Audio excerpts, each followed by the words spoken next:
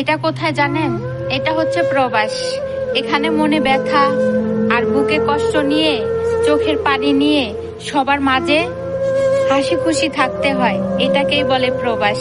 আর এই প্রবাসে আসার পরেই আমি বুঝতে পারছি নিজের আপন বলতে একমাত্র আল্লাহ আর আমি, এই দুজনই আমার সঙ্গী।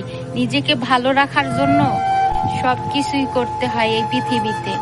হে আল্লাহ, তোমার দরবারে আমি একটা জিনিসই চাই, এই প্রবাসে যতগুলা মানুষ আছে সবার মনের আশা আর ভরসাগুলো তুমি রাখো।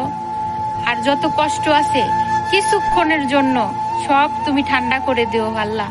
এই প্রবাসে যারা আছে না পারে খোলা আকাশের নিচে থাকতে, না পারে তোমাকে ঠিক মতন ডাকতে, তারপরও এই প্রবাসীরা দিনের পর দিন চোখের পানি আর মুখে মিথ্যা হাসি নিয়েই বেঁচে আছে।